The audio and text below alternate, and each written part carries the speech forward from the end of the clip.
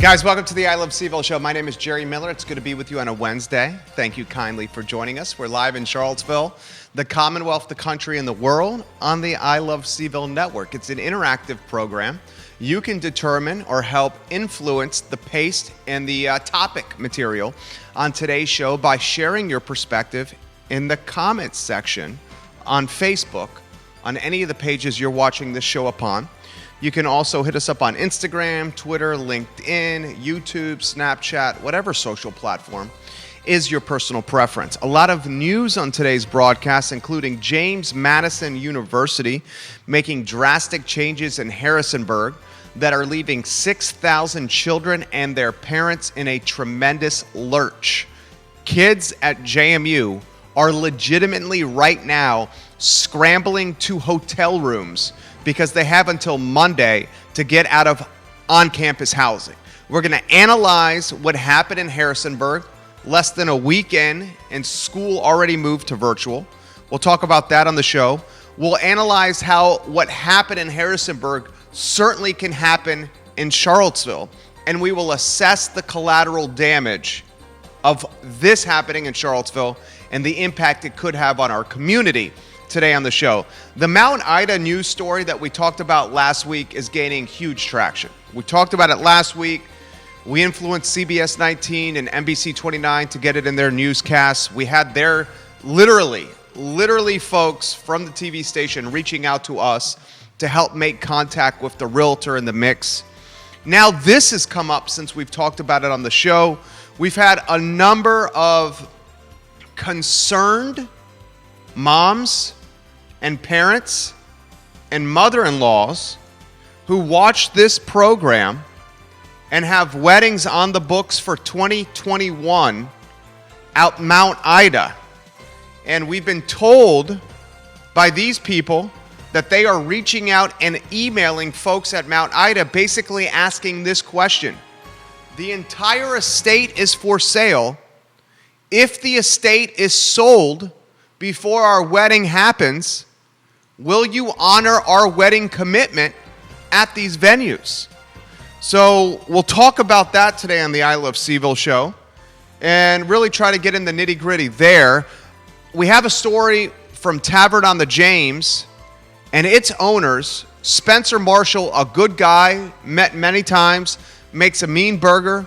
He's got a great bar. We love Tavern on the James, our family. And he straight up said to NBC 29, if we had not have gotten the grant money that we just received, which was $50,000, I would have closed Tavern on the James. Spencer is taking a step further. He's the owner and the chef at Tavern on the James. He will join us on the I Love CVille Show soon. He has said if things don't change, we will close the restaurant in January.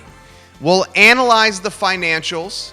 He was very transparent about what he needs today on the program. Basic City Beer Company, a fabulous brewery from Waynesboro, is opening a standalone restaurant in Waynesboro during COVID. Whoa. Now, of course, nobody planned for COVID-19, and this standalone restaurant was in the works before the pandemic hit. Regardless, an uphill battle there for Basic City Beer Company. We'll talk about that. My favorite brewery is Three Notch Brewing Company. I love what Dave Warwick, what Scott, what George and those guys do at Three Notch Brewing Company. My wife got me a kegerator for my birthday. Currently, we have a Minuteman pony keg and a Ghost pony keg in our kegerator in Keswick. That being said, Basic City Beer Company is a close second. They have two beers, the Six Lord, and what is the other one? Is it called the Lady? What's that beer? Someone put it in the feed for me. I think it's called the Lady, but the Six Lord and I think it's the Lady are tremendous beers that we enjoy to drink. So we'll talk Basic City Beer Company. We'll give you some news from the other side of the mountain as a phenomenal brewery is now opening a standalone restaurant. We'll head to Southwest Virginia today on the show. Danville City Council voted yesterday in a clean sweep vote to allow a Caesars Casino in Danville in Southwest Virginia. Now it's up to the residents in Danville on November 3rd to approve this legislation. If it happens, Danville is going to become a hot spot for gambling. People will drive there for a Caesars Casino, and a town that's been an afterthought for so long will become relevant yet again. Pinterest is terminating its lease in San Francisco, literally ponying up $89.5 million, giving its landlord $89.5 million to get out of its lease in San Francisco. $89.5 million to get out of its lease, Pinterest. We'll talk about that today on the I Love CVille Show. Cruise ship horror stories also on the brain. There are a number of cruise ships that have been on the water for 10 months or more that are not docking because of fear of the spread of COVID. Horror stories on cruise ships. We'll talk the best sandwiches in Charlottesville, Virginia. I talked about the Italian sub at Anna's number 5 on Maury Avenue. Folks, they exploded with orders last night. Anna's number 5 with this Italian sub that we spotlighted yesterday. So I'm going to take it a step further and give you some insight into my favorite Sammy's, sandwiches, subs, hoagies, whatever the hell you want to call it, today on the I Love CVille Show. Barbara Lundgren's going to be our guest. Michael Jordan has an equity stake in Draftkings, and the UVA Virginia Tech game is right around the corner, September 19th. I have not seen a Vegas line yet for the UVA Virginia Tech game. All my go-to spots to get the lines from Vegas have not posted. Have you seen a line yet? A spread, some odds for the UVA Virginia Tech game? If so, put it in the feed, guys. Crystal ball predictions at the bottom of the show as well. Give the show a like and a share. Judah's our director. Why don't we give some love to Intrastate Pest and Service Companies, a home's best friend. Intrastate for more than 50 years has made this community better.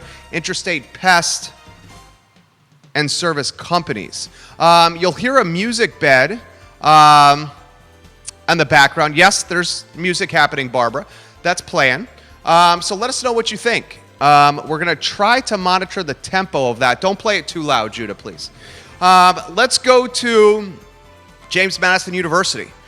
And Lauren, give me a heads up if the music bed works like we talked about, please. James Madison University has shifted to online classes. Get the headline on screen. James Madison University is asking students to leave campus by Monday. 500 coronavirus cases. That headline's on screen. Did you give us the thumbs up? Thank you.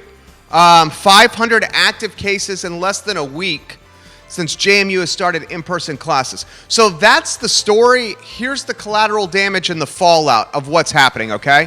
The collateral damage and the fallout is as follows. She's saying it's way overpowering, Judah. So you don't have it at the right audio levels, okay? It's not overpowering. It is or it isn't. Please let us know. Here's the fallout of what's happening. Parents are now flooding to Harrisonburg to help their kids move out of dorms. 6,000 kids have to scramble for housing right now. And a lot of them are heading to the hotels in Harrisonburg. It's a stopgap, but the stopgap is go to the hotels until you get the off-campus lease in place. 500 coronavirus cases in less than a week. So this is what I'm going to ask. Guys, if we in fact go virtual at the University of Virginia, and the tea leaves say it's probably going to happen, where are the kids that are on grounds going to go? Are they going to flood to the hotel rooms? And if they do, how does that impact other spaces like events and weddings that need hotel blocks? You are seeing this at UNC. You are now seeing this 50 minutes away from us in Harrisonburg. So we now have a pop of proof of performance at James Madison University with a school that has struggled to manage these cases. They're asking, with very short notice, more than 6,000 students to get off campus and to fight for themselves for their own housing. Parents are rushing to Harrisonburg to help these 6,000 students, many of these freshmen that are living on grounds. So the question I have to ask yourself is this. I have to ask you is this. A, is this going to happen in Charlottesville? B, did the JMU administration do the students dirty? UNC students certainly feel that way, Chapel Hill. They came to Chapel Hill for school, and less than a week later, they were told to get out of housing. Same thing at JMU. Should the University of Virginia be considering what's happening 50 minutes from us, or a colleague ACC school at UNC, and be proactive with the students that are now packing their cars and coming to Charlottesville? If the students have to scramble off grounds in Charlottesville, where will they go? Will they have to go to hotel rooms for at least part of the fall semester? And how will that impact other businesses in this community? Now, the hotel rooms love this. Hotel rooms struggle for midweek bookings. You know how you solve the midweek booking problem if you're a hotel? You put a couple 300 students in your hotel, and you tell them to live there Monday, Tuesday, Wednesday, Thursday, Friday, Saturday, Sunday, and learn from room 201 at the Best Western, or room 306 at the Super 8. That being said, it leaves a sour taste in the mouths of the mom and dads and the kids and the students, and it makes it seem like it's a university money grab to get as much money as possible before the proverbial you-know-what hits the fan. We'll talk about that later on the show. Students are coming in hot right now, okay?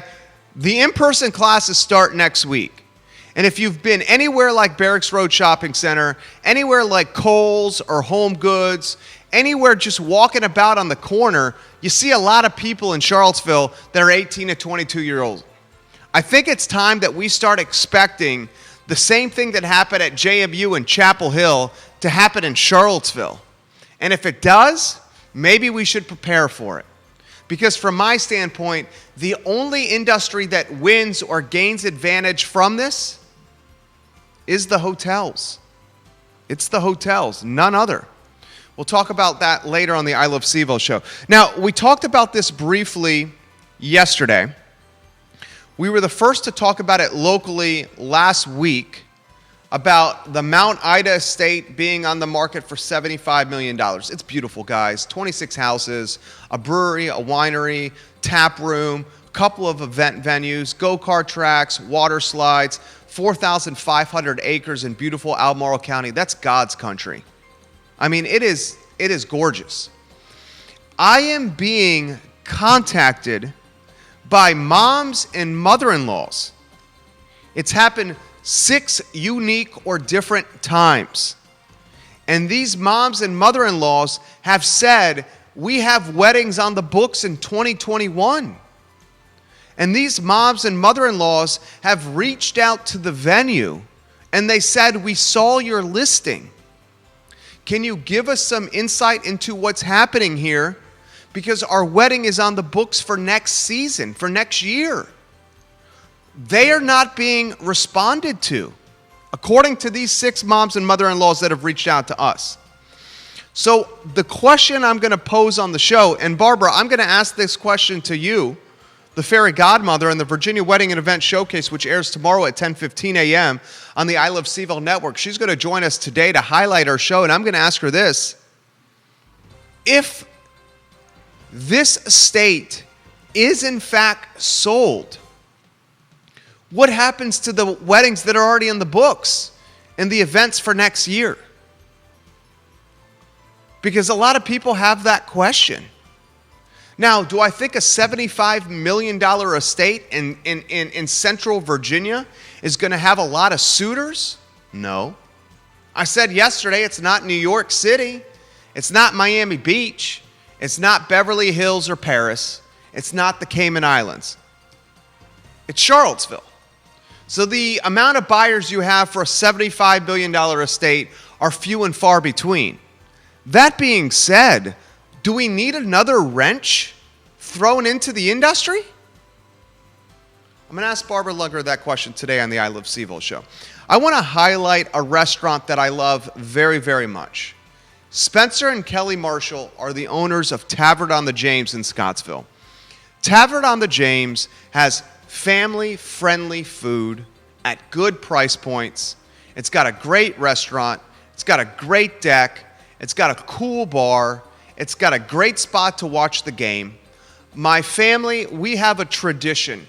And one of our traditions is going out to Buckingham County and cutting a Christmas tree down. We then put the Christmas tree down, the Christmas tree on the roof of our car.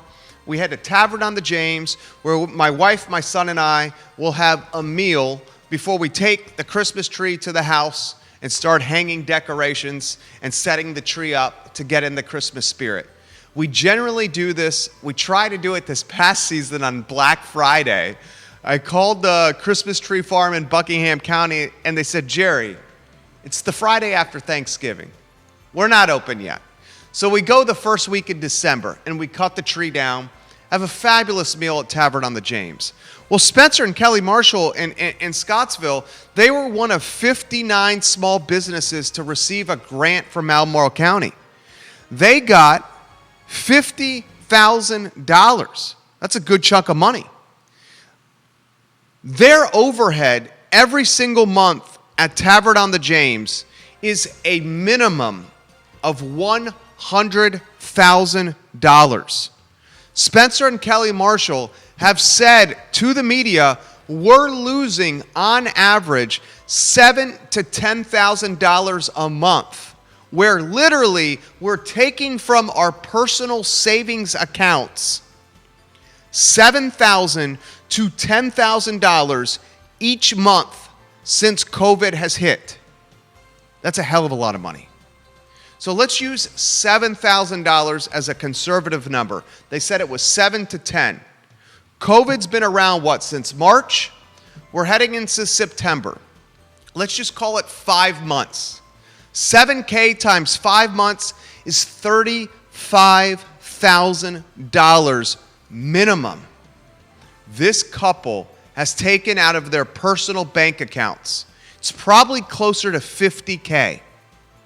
Spencer Marshall straight up says to NBC 29, we'll welcome Spencer to the show next week. He straight up says to NBC 29, we will shut this restaurant down in January if things don't change. We cannot operate a restaurant at 50% capacity in Scottsville, Virginia, and survive. This is the plight. This is the dilemma, the crossroads faced by restaurant owners across America. How can you operate, especially a massive restaurant like Tavern on the James, at 50% capacity?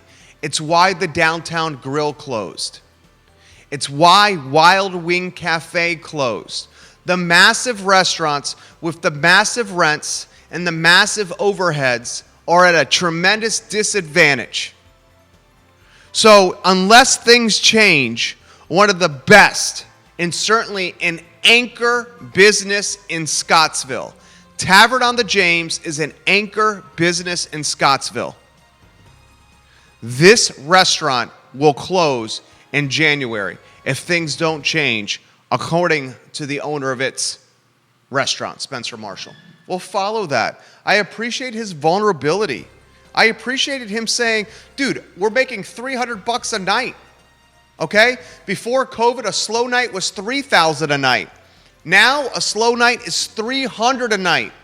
Guys, you have monthly overhead of $100,000 minimum, and on certain nights during a month, all you're doing in gross revenue is $300? Oh, we need to do whatever we can to help these local businesses right now, or they are not going to be here when we're on the other side of this. Okay? Our favorites won't be here when we're on the other side of this. I'm going to follow the Tavern on the James plight closely because there's nothing I would want more than to continue our tradition and to visit Scottsville in the summer and the fall and the spring and the winter like we do, and have a couple of beers, some wings, and some appetizers there while watching some sports with my family. The next headline also comes from restaurants, and I read this at first and I was startled. I was dismayed. Basic City Beer, one of my second favorite brewery is Basic City Beer Company. Number one, Dave Warwick and Three Notch for me. Basic City Beers, too. The Sixth Lord is bona fide, okay? Basic City Beer is literally opening up, as we speak, a stand-alone restaurant in the former Blue Toad Cider tap room. This stand-alone restaurant has been in the works before COVID, okay? So the owner of Basic City Beer, he straight up said, it's not the best time for this, but what do you want me to do? These plans were already in the works. So he's trying to do an elevated concept in Waynesboro, cocktails, craft beer, real good food, taking it up a next level. I bring this to your attention because Waynesboro, much like Scottsville and much like Charlottesville, when this spot opens, get to it and support it right away. Because I fear the brewery, Basic City, is going to have to float the restaurant because the restaurant's not going to have enough people coming in. And if the brewery, Basic City, has to float or cover the overhead of the restaurant, I fear that puts my number 2 favorite brewery and one of your personal favorites as well in a precarious position. So boys and girls, let's welcome the Showroom, which is Basic City's new restaurant that specializes in small dishes, sandwiches, and cocktails, to Waynesboro's thriving dining scene. The next headline from southwestern Virginia, and this headline about a casino. So Danville, boys and girls, is welcoming is trying to attract a casino to its city. Danville in southwestern Virginia is as demoralized, as depressed, as down in the dumps as a city as you will find in the Commonwealth. Okay? Time has passed Danville by. The railroad, no longer a focus. So Danville is doing whatever it possibly can to turn the corner. Danville is working with Caesars Entertainment. Yes, that Caesars Casino from Las Vegas. They're trying to build a casino in Danville. Well, last night, Danville City Council, in a clean sweep vote, approved a Caesars for southwestern Virginia and the city of Danville. Caesars hopes to invest more than $400 million into this project, a project that will create 1,300 jobs for folks living in Danville. Okay? So this is a big deal. Lawmakers have approved it, and now it goes to the ballot on November 3rd, where it's up to the residents of the city of Danville to approve or say no to this project. I'm a betting man. I would expect Danville's residents will pass this on November 3rd. When that happens, you will see this little town that life has passed by, that's demoralized, downtrodden, down in the dumps, and absolutely depressed. You will see this little town turn the corner. I'm curious to see how those gambling licenses that will be issued next year by the governor's office, 5 to 12 gambling licenses will be issued for strategic OTBs and casinos across the Commonwealth. I'm curious to see where those licenses are issued. Danville is straight up saying, we want one of them. Will one come to Charlottesville? And you know what I'm hinting at. Danville, I hope you get it. Because 1,300 new jobs that pay pretty well will be a tremendous asset to your economy. The next headline comes from the national news, and it really caught my attention. Pinterest, yes, the social media app. Pinterest paid $89.5 million to a landlord in San Francisco to get the HE double hockey sticks out of its lease. The lease was for a high-rise complex to be constructed near Pinterest's existing San Francisco headquarters. Pinterest straight up said, our team members want to work from home. They're not coming into the office for COVID. We are going to write you a check for $89.5 million to get out of this lease. The reason I bring this to your attention is to relay it to Charlottesville, Virginia. The highest rent districts in Charlottesville and Albemarle County by far are Barracks Road Shopping Center and the Shops at Stonefield. They are number one. Barracks Road slightly higher than the Shops at Stonefield. The second highest rent districts in the city of Charlottesville and Albemarle County, the next level, you got a little 5th Street station in there. You got a little downtown mall action in there. So as these big brands like Pinterest buy out their leases and say, we don't want to rent anymore here, we're literally going to give you close to $90 million so we don't have to do this, this will have a trickle-down impact to other markets, in particular, Charlottesville, Virginia. I would expect, as we head deeper into 2020, as we get into flu season, as we see the University of Virginia go virtual like these other colleges, and remember, I put the over-under on September 30th that UVA and Jim Ryan will switch from in-person to virtual classes. I'm taking the under on that. Our esteemed director, Judah Wickhauer, took the under as well. So if this happens, my expectation is Class A office space will get even more vulnerable, and tenants will strike deals with landlords and say, I need to buy out of my lease. Okay? I expect it to start first in Barracks. I expect it to start first in Stonefield. I expect it to then go to places like 5th Street Station. If you look at a business like Aramark. So Aramark in 5th Street Station has a number of restaurants over there. Aramark is the brand that manages cafeterias at colleges. Well, Aramark at 5th Street Station, and I'm literally Googling this as I speak, they are the brand behind a number of restaurants over there. You got that wing place, you got that BurgerFi, you got a Caribou Coffee over there. 5th Street Station has 4 to 6 restaurants that are tenants that are managed by Aramark. Aramark has not opened these restaurants next to the movie theater. That's the first brand that's going to go to 5th Street Station and say, we want a buyout for our restaurants here because we can't survive in this Class A office space at these rents at 50% customer capacity. That's my prediction for 5th Street Station, the first one out to request a buyout. This will trickle down to Charlottesville. We'll follow it very closely on the I Love CVille show.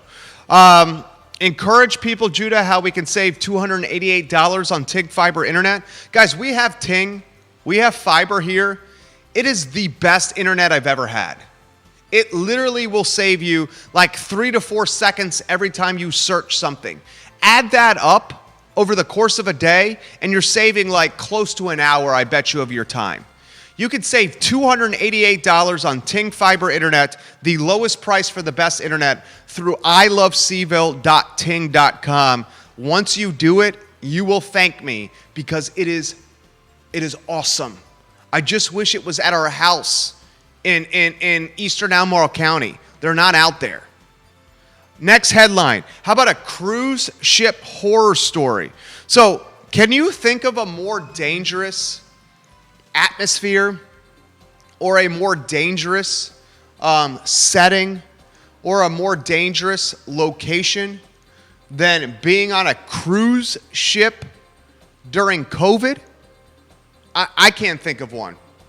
The only thing I can think of that's more dangerous than being on a cruise ship in COVID is maybe being on a New York City elevator with 20 people in an elevator as you're going from the first floor to the 40th floor to go work at your finance job on Wall Street. I would not want to be on an elevator in New York City during COVID. All right, let's get back to cruise ships.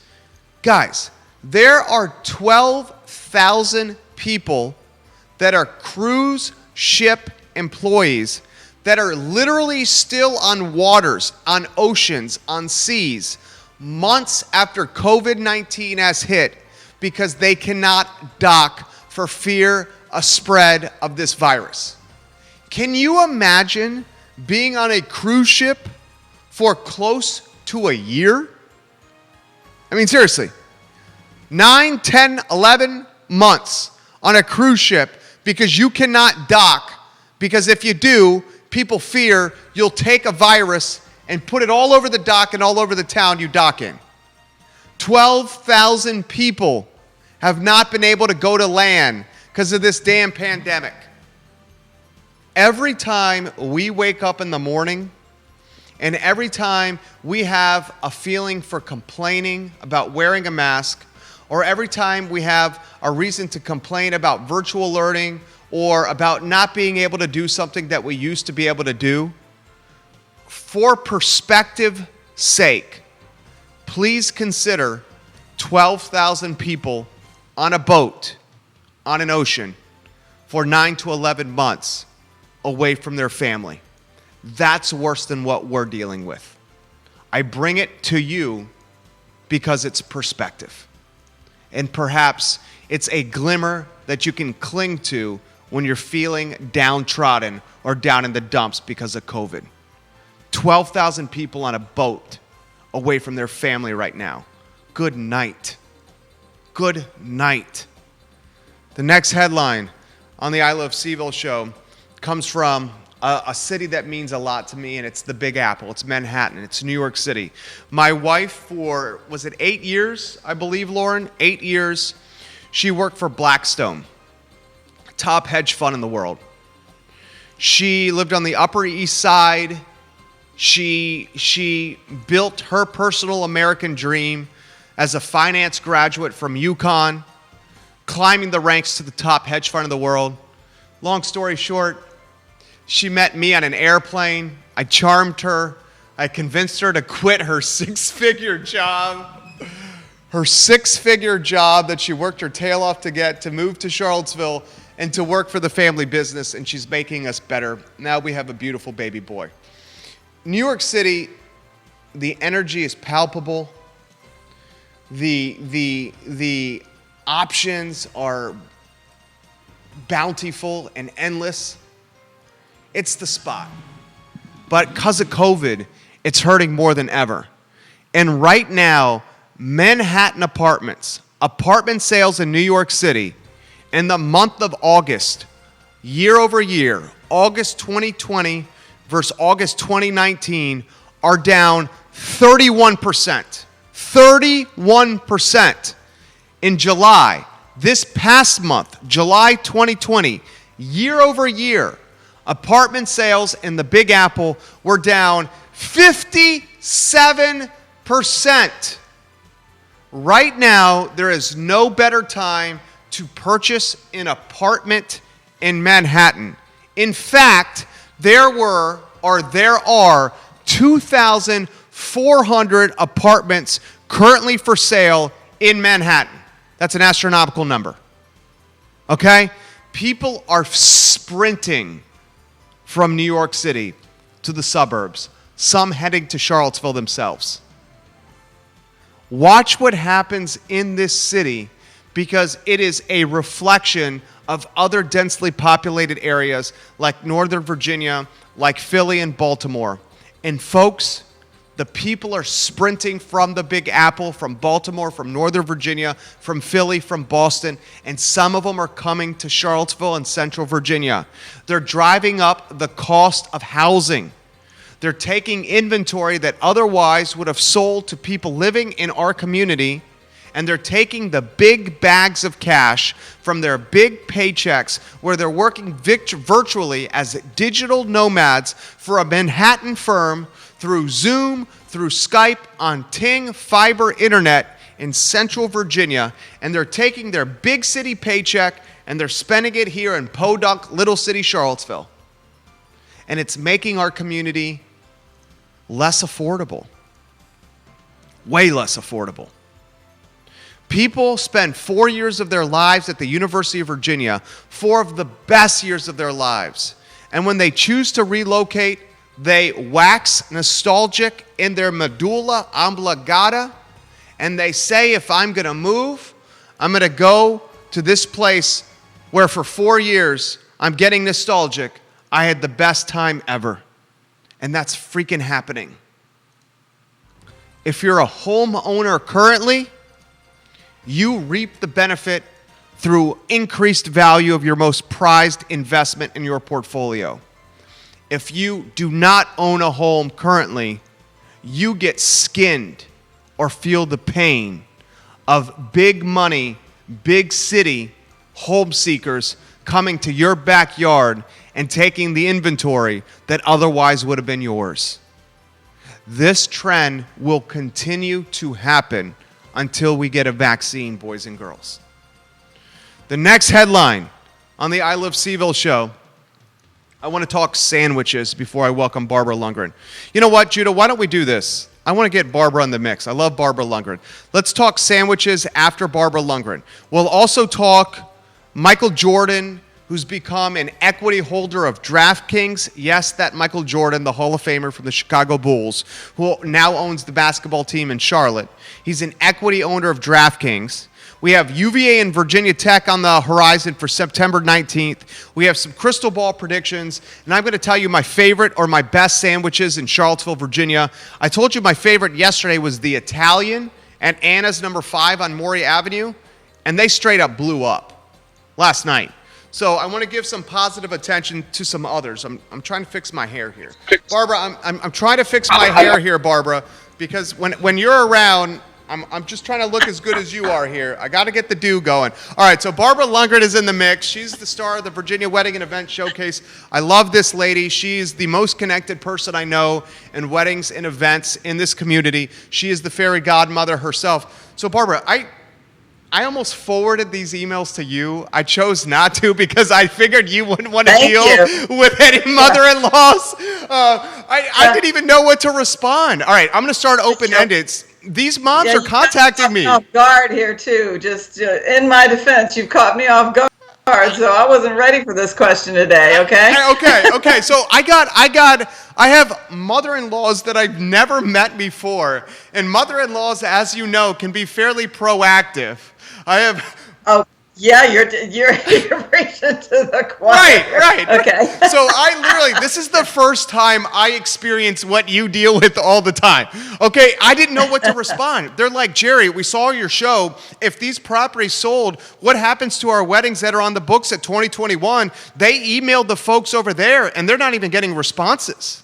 So probably what's happening is they don't know. I think they might be a little overwhelmed with everything that's been happening. So I have no information, Okay. but if I had one of the mothers and if it were one of my families at this point, I mean, I would speculate that the buyer, and you said yesterday, I mean, how many buyers could, potential buyers would be out there to pay that sort of money. So, but if there were a buyer and this entire property has been built as wedding venues, tap room, all of that, that buyer would be buying it to continue that business. That would be my thought. And in their defense, the Mount Ida properties, in their defense, a mutual friend of ours, I don't name names, but this friend approached me 2 years or more ago and asked me, he had seen a similar article that the property was for sale. So it is my understanding it has been on the market for a while. And so, like you, Jerry, I understand that Tom Sullivan is a savvy business guy, and he's just, weighing his options. Okay. So I would like to diffuse the panic, just diffuse the panic there. I think anything could happen right now. But I hope that they will be getting back. They probably don't have the answers right now, but I hope they will be getting back to their families. They will. They will. Well said. Yeah. Well said, Barbara Lundgren. I think she's exactly right. So maybe Tom Sullivan, maybe just feeling out the market.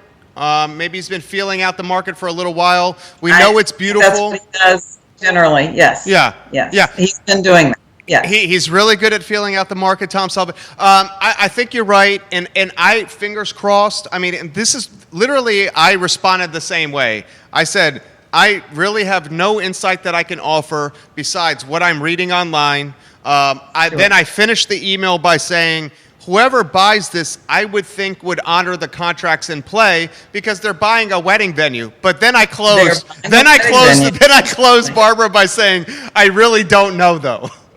That's how I closed. No, nobody knows. Nobody knows. I don't know either, but that would be my thought. So I mean, you've done some weddings there. That's a special place, huh? Oh, absolutely, absolutely. Yes. And I know Tom. I've done some work for Tom as well. But he's a great guy. But he's a savvy guy. He's a very smart guy.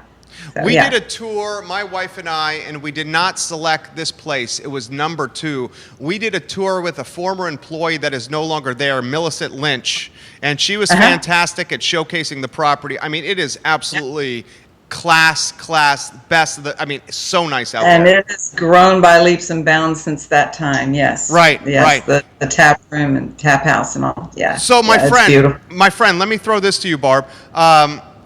We have JMU students, 6,000 of them, that Barbara were told yesterday that they have to move out of dorms by Monday. And their parents are scrambling to JMU. I mean, if I was 18 years old and I was told that I have to move in 3 days, I wouldn't know what to do. I would call my parents. I would say, please help me. I don't have any experience doing this. They're going to the hotels in Harrisonburg, like right now. We talked about this like a couple of weeks ago. UNC Chapel Hill, you, me, and Andre were speculating about this, and now it's happening 50 minutes from us, Barbara. Happening. Yes, it's scary stuff. It's very scary. So, what's going to happen? We won a football game, right? I was ready for you today. See, I have on my Virginia Tech hat. I have my Virginia Tech mom coffee mug. See, I was getting ready for this game with you. We're going to have fun with that game. We have a game on the horizon between the Hokies and the Who's. We'll talk about. My friend, what do you have planned for tomorrow? Oh my gosh, we're going to have a great show. There's a venue that's been around for a while, but little known to many, is Avon Hill in Howardsville.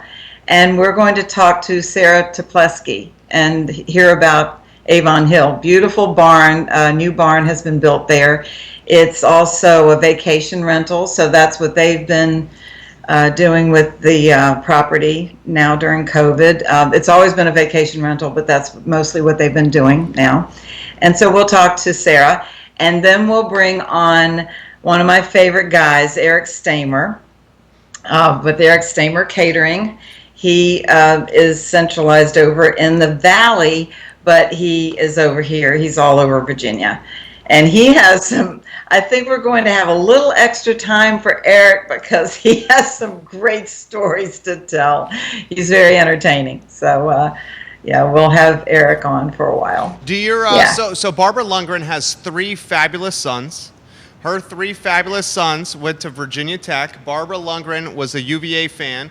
But hey, if my kids went to school there, I would probably switch as well. So you have 3 fabulous kids that went to Virginia Tech. What are your boys thinking about this game here? What is your family thinking about this game, Barb? We're hoping it happens. Right. We just need to have some fun. Yeah, that's all. Do you guys think it's going to happen? Yes or no? Just praying. You're praying? Fingers crossed. Yep. We need to have some fun. Yeah. We are hoping that it happens. We're hoping that, school is starting and, everyone's scrambling and just doing the best they can. Yeah. I'll tell you what, I'm excited for tomorrow. How about an update on any of your colleagues? What have you been hearing since we last talked with weddings in the area? Things are pretty steady. I think things are going pretty well. Again, no news is good news. I'm hearing pretty good things. I know you're going to have my buddy Ray Cadell on. Yeah. My brother from another mother. That's right. Ray Cadell. He will be on with you and tell you he had a gig this weekend and down at Early Mountain, and that went very well. So that it was a micro wedding. Right. We talked about micro weddings last week. And so we'll hear you will have him on. What day is he on? I think Ray, you're tomorrow. I think Ray's tomorrow. Yeah. Great. And we're going to talk music because we know that industry got hit hard. Oh, music, anything, hospitality, travel, everything. Yeah, we will continue to struggle for a while. So everybody get out there and do what you can to help us out. Yeah. Amen, sister. I'm excited to see you. Do you have a prediction for the game? Well, of course. Of course. You can't get but 1 year out of us. So you got a Hokies win, Barbara. Hokies win for Barbara. Hokies win. Go Hokies. Oh, man. I'm excited to see you, my friend. We'll see you mañana for the Virginia Wedding and Event Showcase at 10:15. Look forward to seeing you in the morning. You have a good one, Barbara Lundgren. Have a good one. You as well. Bye. All right. So this is what I'm going to do, guys. I am going to, you know what? This is what I may do. I may reach out to Denise Tenery.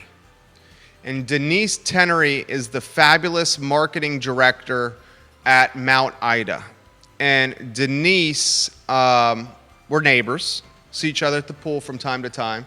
Just may reach out to her next week and just chat what's going on with the property. I mean, $75 million ask, it's not going to sell for that. Sullivan says he put $100 million into the property. $100 million into the property, $75 million ask. The business generates $3 million a year in revenues. So it's a very unique buyer that wants to drop this kind of money in Central Virginia. Still, I think it's a fair question. If the property sells, do the contracts also convey? I don't want to assume, and that's why I'm asking the question. I would think the contracts that are on the books would convey in the sale of the property, but I do not know that.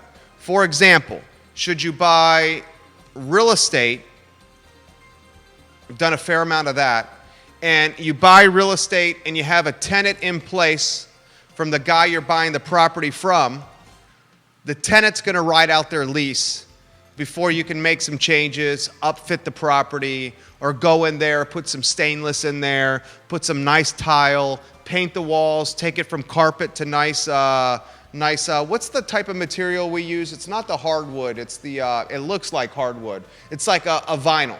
So what we do with our properties is we buy them, we ride out the lease. I'm buying a distressed asset, an undervalued property, a property that's either under-rented, underappreciated, or in an up-and-coming location. Once the tenant's lease is out, we go in there, we gut the place, we pull up the carpets. Literally, my wife and I do this. We pull up the carpets, we pull up the stuff under the carpets, the tack boards, we pull those up, we load them in the truck, we take them to the dump. We do not install the flooring. We do the demo. We got a flooring guy that installs the vinyl. Yes, we do. My wonderful wife in particular, we do the painting. We have the account at Lowe's where we get the stainless in the place. And then we re-rent at market value. So I would hope, from my experience from real estate, that the contracts convey. That's what I told the moms and the mother-in-laws. But guys, I have no idea. I have no idea. I will see if I can reach out to use our contacts at Mount Ida to talk about it on the show. The next headline I promised you is sandwiches. J-Dubs, do you have that photo from Anna's? I do. My friend, can you put that on screen? So I'm going to give you some insight into what I think are the best sandwiches in Charlottesville. Look at the screen now. Look at the screen now. My all-time favorite sandwich in Charlottesville is the Italian sub at Anna's number 5 on Maury Avenue. I first visited Anna's number 5 as a first year at the University of Virginia. I was rushing a number of fraternities, and Phi Kappa Psi took us all over there as first years.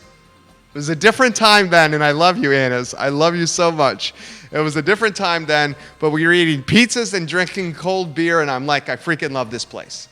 So I've been going there legitimately for 20 years. I love the family behind Anna's. I love the ladies when I go in there. They know my name. They know my order.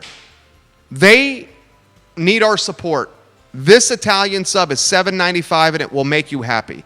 That's my number 1. My number 2, I'm going to call it the steak and cheese at Fabio's on High Street. Sazzo and Mike Scotto, your steak and cheese banging, bona fide. Someone tell the Fabio's guys I'm talking about this. Someone get Mike and Sazzo in the mix. I think the best Italian sub is at Anna's. The best steak and cheese is at Fabio's on High Street. Okay, I've said that for close to a decade. Okay, there's a sub on 10th Street called the Big Mike at Peloton Station. And if you have yet to go to Peloton Station, go there right now. Go there today. Go there this week. It's a legit spot.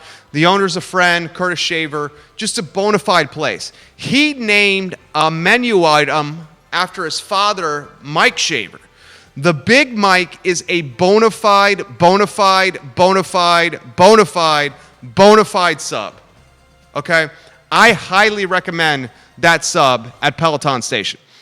Any subs that you have, I would love to know. I think the steak and cheese at Riverside is good. The hamburger sub at Riverside is pretty darn good. Tubby's has some really, really good subs. Tubby's does.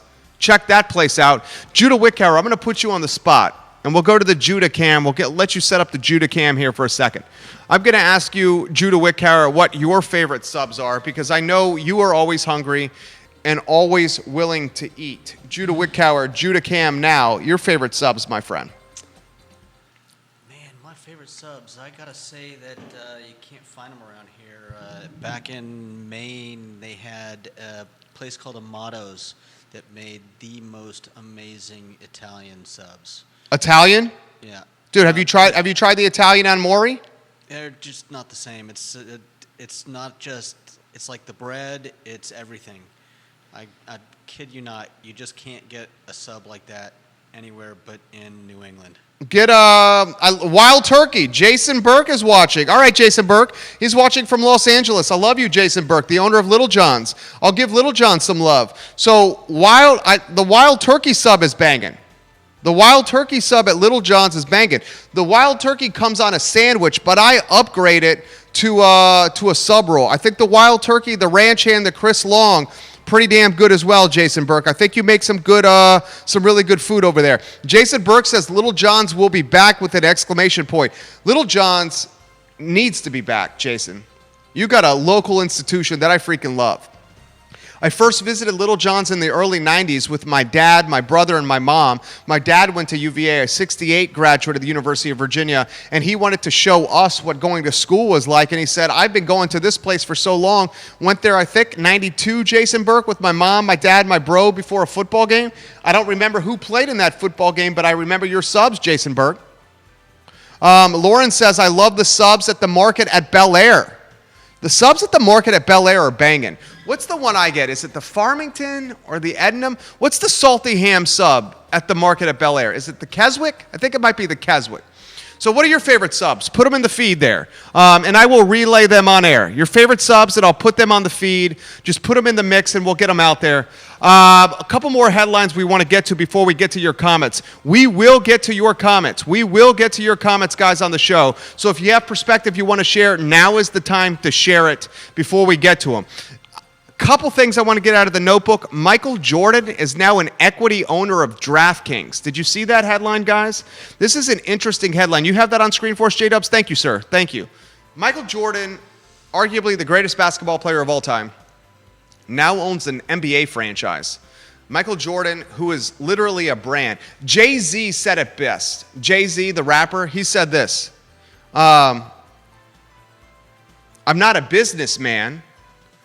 I'm a business man. Basically saying Jay-Z himself is a business. Okay? That's like Michael Jordan. That dude, just Michael Jordan, just the name is a business. Okay? And on top of that, he's a businessman. So this dude gets an equity stake in Draftkings. Draftkings pops. A lot of sports moving forward because of lack of capacity in stadiums due to COVID. A lot of sports will be even more so watched on television or on your phone, and that's going to drive people to gambling more than ever. We see municipalities across America, states across America that are hemorrhaging money because food and retail sales, they're not getting the same tax revenue. As a result, I mean, just look what Richmond is doing. Look at what the Commonwealth is doing.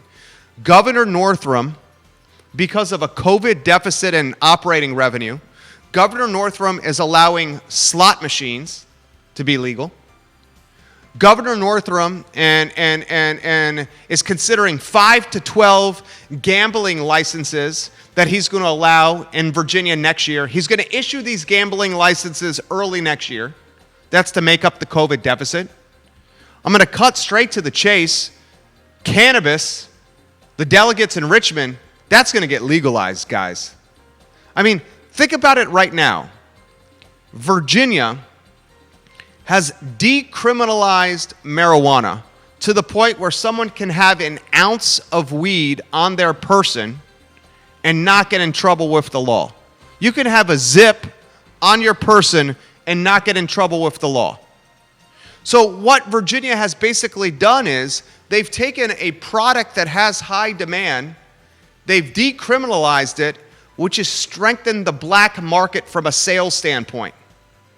The next step for the Commonwealth to make up this COVID deficit is to take a product that has ridiculous high demand, which has already been decriminalized, and move it from the black market to a market that can be taxed. Okay?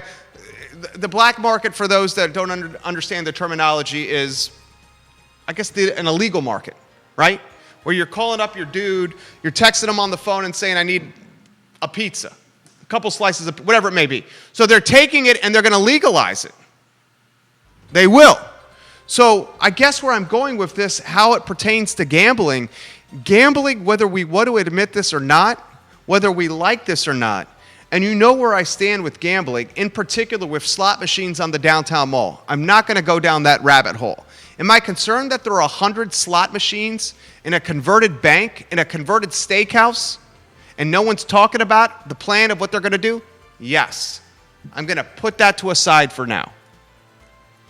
Gambling, whether we like it or not, is going to become a reality next year in Virginia. It's going to be ubiquitous. It's going to be popular. It's going to be in our face. On yesterday's show, I did a crystal ball prediction where I let everyone know I invested $2,500 of my personal money into Penn National Gaming, a publicly traded company that formed a joint venture with Barstool Sports. This month, Penn National Gaming is literally rolling out a smartphone application that is going to allow the Tom, Dick, and Harrys of the world, the Sari, the Sues, and the Louises of the world to get on their phone and use an application on their phone and almost have the exact experience of being in a casino from a table games standpoint, a slot machine standpoint, from an OTB gambling on sports standpoint.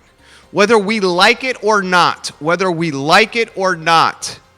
gambling and the legalization of cannabis is a reality in 2021 it's going to happen. So Draftkings, who's in that stratosphere or that ecosystem, brings Michael Jordan on as an equity investor, as an equity holder, as an equity stakeholder, as an advisor. The owner of the Charlotte Hornets, who has a history himself of gambling, now has a stake in a gambling company. I wonder how the NBA is going to respond to that, frankly. I mean, I guess the NBA is going to be cool with it because the NBA is heading in that direction. So I guess the NBA has to be cool with it. Give me your take. Put it in the feed. Put it in the feed. We'll get to your comments in a matter of moments. Quickly, though, I want to talk UVA and Virginia Tech. The matchup set for September 19th. It's going to be on national television. I expect Lane Stadium to have this in the stands. Lane Stadium is going to have 999 people in Lane Stadium, bodies, humans. Those 999 people will be tied to family of players and family of coaches. And the remaining 60,000 plus seats will be full with cardboard cutouts of people that paid $70 or donated $70 to the university to have a cardboard cutout of themselves placed in a seat in Lane Stadium. So I have yet to be able to find a line or some odds on that game. Can anyone find? I went to thegreek.com. I went to ESPN.com, foxsports.com, again, thegreek.com. I cannot find a line for that game. Can you let me know the line if you know what the spread is? If you know the over-under, put it in the comment section. Do me that favor. September 19th, I think we're just in this point right now. We're in this place right now. We just need to get to this game. I'm not even convinced that this game will happen after seeing what happened at JMU.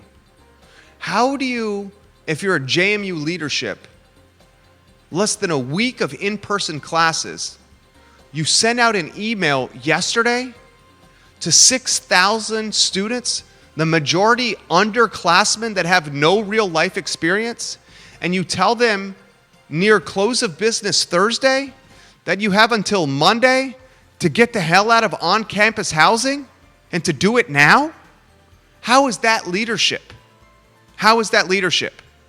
And then you expect the mom and dads of the world who literally packed the cars, got in their vehicles with Susie and Johnny, and drove Susie and Johnny to Harrisonburg and set them up 5 days ago in their dorm. Now you expect mommy and daddy to go back to Susie and Johnny's dorm over a holiday weekend and move them out and figure out some housing and figure out whether they're going to be in a lease or they're going to return home to learn virtually or learn in a stopgap at a hotel in Harrisonburg. How is that perceived to be leadership or vision? Frankly speaking, that looks like someone not being able to see the forest through the trees. And I'm a conscious capitalist, a social entrepreneur. I run a business that's been profitable for 12 years. Double-digit gains every year for this business. This business runs in the black all day long. But we do it in a way where we've donated close to $130,000 to charities across Charlottesville and Central Virginia. That's called conscious capitalism or social entrepreneurship. I am a conscious capitalist. I understand the value of having students in this community with mommy and daddy's credit cards. That being said, if these kids are in Charlottesville for 5 or 6 days, and then they scramble from Dabney 101, from Hereford, from Lambeth, from Lefevre, from new dorms and old dorms to our hotels, what's the collateral damage of what that's going to do to our local economy? That will have collateral damage. That will have collateral damage. It's happened at UNC. It's happened down the road at JMU. All right, I'm going to get to your comments on the show before I get to some crystal ball predictions. So put the comments in the comment section now if you want to hear them on the program. Judah Wickhauer is our fabulous director. Huge fan of you, Judah Wickhauer. All right, let's get to some comments. So this comment comes in from Caroline Monk. Jerry, I agree with the person who said the market at Bel Air. The market at Bel Air and that French bread that holds up are the best sandwiches in Charlottesville for my money, especially at the price point that they have. So we got another person that says the market at Bel Air. Jacqueline Greiger, Barbecue Exchange. I love Jacqueline Greiger. She was the caterer of our wedding. She said there will probably be a stipulation on the sale to maintain the weddings already on the books. I think that's going to happen, Jacqueline. They've got to convey, right? It's got to convey those contracts, right? Gary Grant. Gary Grant's not a fan of the music in the background. All right, we tried something different. Maybe we'll take the music in the background out. He says the music in the background is not too loud, Jerry, but it makes me feel like I'm in an elevator or a doctor or dentist's office. Gary Grant, I appreciate your honesty right there. Gary Grant, I really do appreciate the contributions you make on this program, sir. You make us better. Jamie Schwartz, the star of the Virginia Wedding and Event Showcase. She says, yes, as we have seen in Fifth Street, having the big guys leaves less traffic for us small businesses. It's awful. Jamie Schwartz owns Picasso Swig, also the co-star of the Virginia or of Women Changing Our World on the I Love CVille Network. So she has her business, which is legit, which is phenomenal.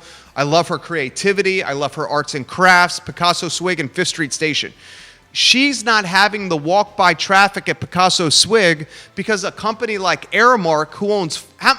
Kelly, can you help me on this?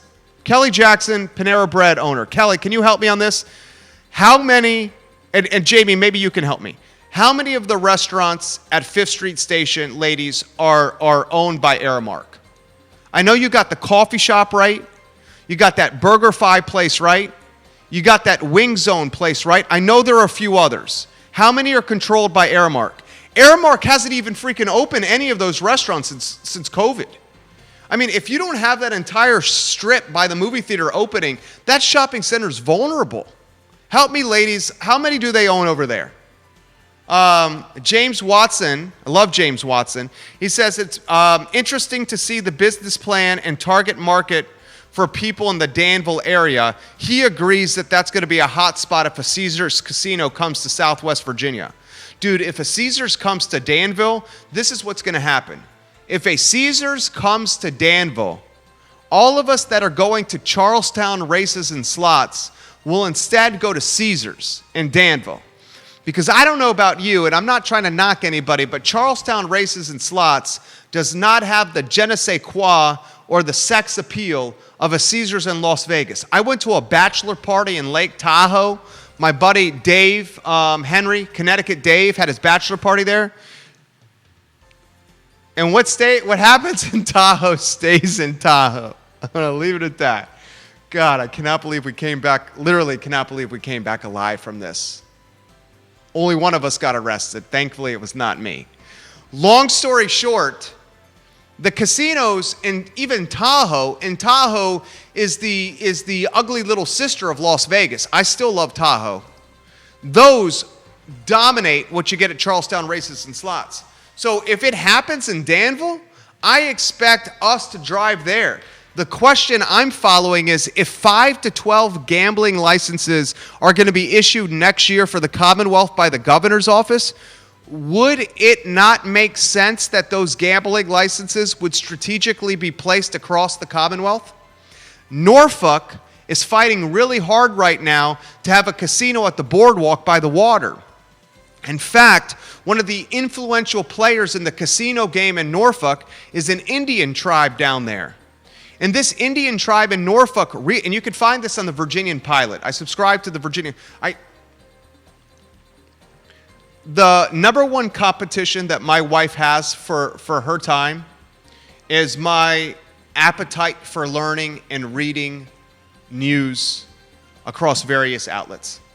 I have an insatiable appetite for reading, in particular news, in particular financial news, in particular news where I can kind of predict what's going to happen and use that knowledge to better the businesses, the family, friends, whatever it may be.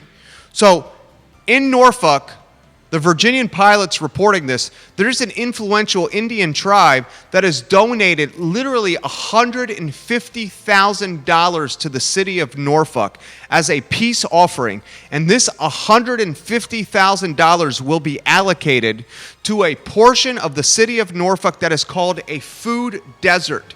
This food desert, unfortunately, low-income housing, unfortunately, housing for majority people of color. They do not have a grocery store that they can legitimately walk to that is healthy. This is the same freaking thing that's happening in Charlottesville. You have a food desert south of the downtown mall around Friendship Court. If you don't have a vehicle and you're in this corridor, much like Norfolk, where are you getting your food? I got a conference call at 2 o'clock with a banker that I got to get to. I got a conference call at 2 o'clock with a banker to talk financing here. So you got to cut me off in 10 minutes before I go too long, Judah. So this Indian tribe gave $150,000 to the city of Norfolk to help solve a food desert in a densely populated urban poor part of Norfolk. And they're doing this as a peace offering to try to get the casino rights for downtown Norfolk. So it leads me back to my original premise. And let's go to the studio camera because I'm starting to get some pins and needles in my legs here. Good Lord, we've gone 16 minutes over. So this, if you're the governor, would you not strategically position these gambling licenses across Virginia? Like you'd give one to Hampton Roads, Southwest Virginia, Northern Virginia. I mean, Richmond would make sense. Maybe that, like, if you call it Hampton Roads, maybe you give one to the beach or Norfolk. Do you not give one maybe to Charlottesville? I'm strictly speculating here. I'm having a conversation with you guys. Just strictly, this is speculation. This is tea leaves, reading the tea leaves, speculation. The landlord and the owner of the bank is Hunter Craig. Hunter Craig is as connected as an individual politically in Charlottesville as you are going to find. To put that statement in perspective, Hunter Craig rallied a group of investors years ago and tried to make Biscuit Run, a tract of land in Albemarle County right over the city line, a development for homes. That was in the 2008 area of time. Unfortunately, the market collapsed on Biscuit Run, but Hunter Craig had his political connections and political influence and was able to convert a private tract of land that was going to be used for developing homes, single-family detached R1 houses, and instead donated this tract of land that was owned by wealthy people, including members of the Dave Matthews Band that were a part of that investor group. And he took that private tract of land and somehow managed to donate this tract of land to the county and to the Commonwealth for tax incentives that were millions and millions and millions and millions and millions of dollars of incentives. So that is a microcosm of Hunter's influence. He also owns the bank building. And we know he's not getting the rent from his tenant there. We also know there are 100 slot machines in this bank. And we also know that the governor is about to issue 5 to 12 gambling licenses. So strictly speculation here. Nothing but speculation here. If you're the governor, wouldn't you want these licenses strategically positioned across Virginia?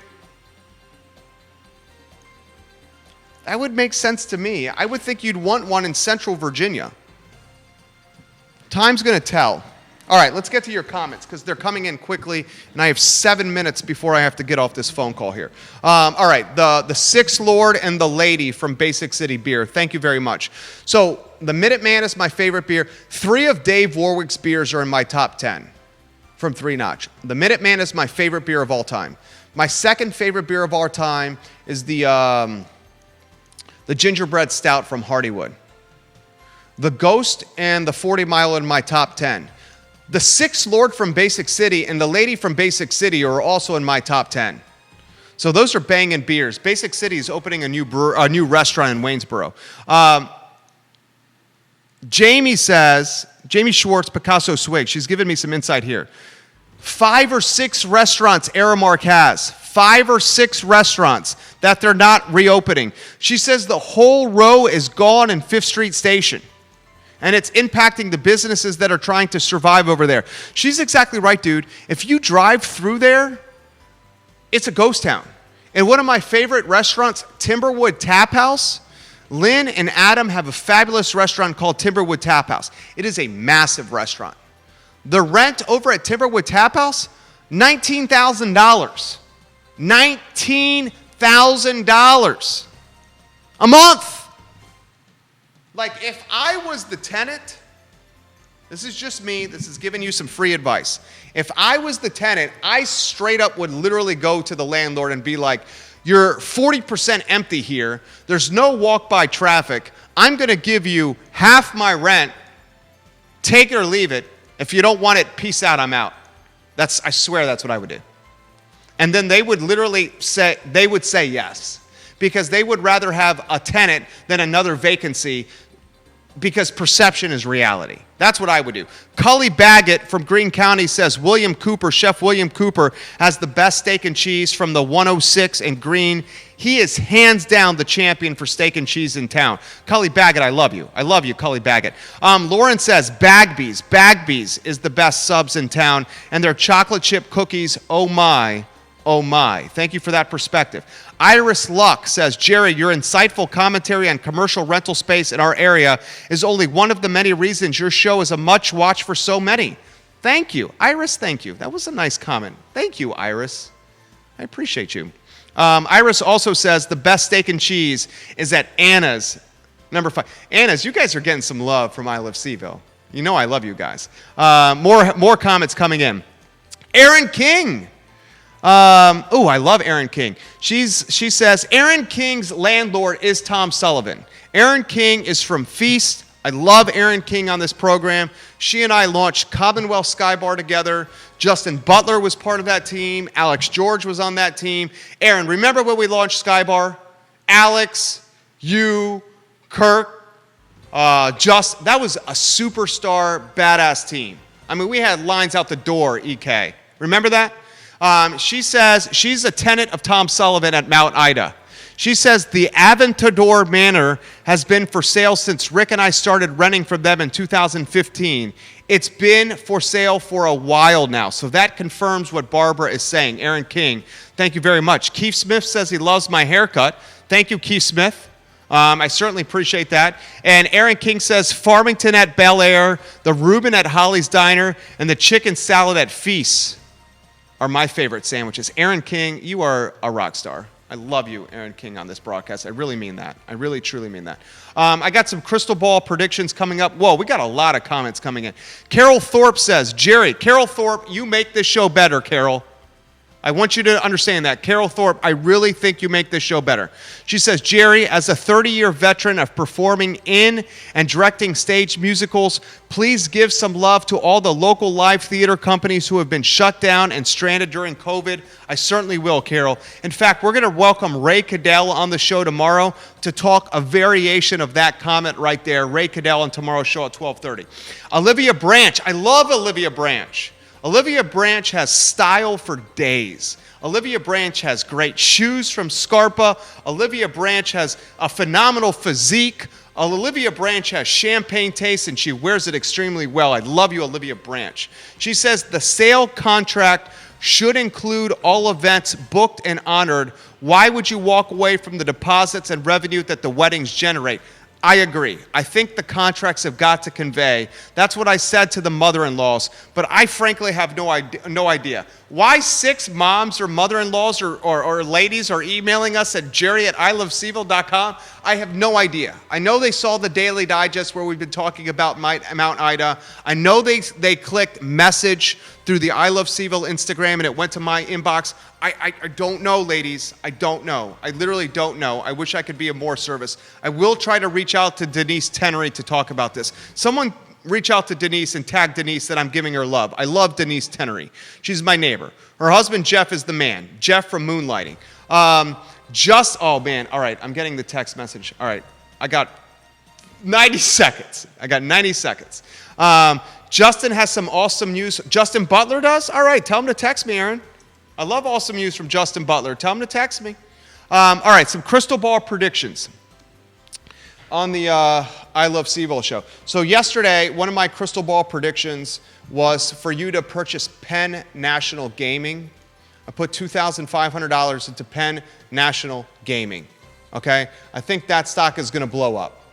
Why I think that stock is going to blow up is I think people are going to be doing a lot of stuff on their phones to get the juice or the itch of not being in sports in person. And on top of that, they're rolling out some banging, some bona fide, a real deal app.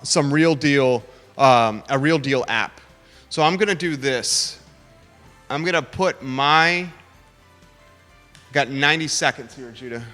I'm going to put my computer right here on Studio TV so I can open up this phone here. All right, so this Mac is now on Studio TV behind us. Dude, if you guys knew the setup we had here, somehow we have roughly, 2 Macs, these big screen TVs, each of these has an Apple TV, so that's 3 Apple TVs, 7 cameras, that, I don't know, $30,000 in equipment here? 30K? All right, so I'm going to go to my phone. I'm going to give you a couple more crystal ball predictions. One of the crystal ball predictions I'm going to say is this.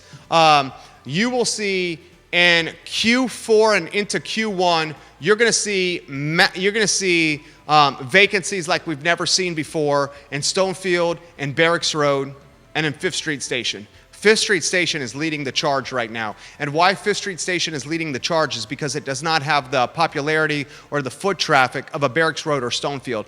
Very soon, though, Stonefield and Barracks Road are going to start seeing a collapse of their tenant structure and those shopping centers. You will straight up see it. Crystal ball prediction. Another crystal ball prediction I want to give you on the I Love CVille show. Okay? I very much aggressively trade stock and equities. I'm looking at the portfolio as we speak right now. I very much encourage anyone that's watching this program to get involved into companies that are in the money trading space that are not involved in hard currency. If you don't own some variation of PayPal or Visa, your portfolio is not as robust as it should be. PayPal owns Venmo. Venmo and PayPal are how we are going to do transactions in the future. You see the government literally doing away with hard currency. Okay?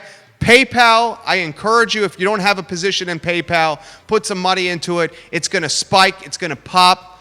I am currently up since the purchase of PayPal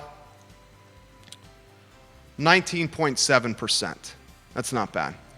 So those are a couple crystal ball predictions. I have 45 seconds before I have to talk to a banker. Judah Wickhauer is our director. My name is Jerry Miller. This show is the I Love CVille show, and it airs on the I Love CVille Network. Patty Zeller is going to join us in 52 minutes. I was at her new store this morning with Judah, taking a tour of her space. It's now officially open. Dude, the new Animal Connection 2.0, it's freaking awesome. Like, it's bona fide. She's going to crush it. We'll talk about that at 3 o'clock on What's Barking Local on the I Love CVille Network. Judah Wickhauer, you did a good job, guys. We'll see you in an hour and 1 minute. Take care. All right. I got to take this phone call. J-Dubs.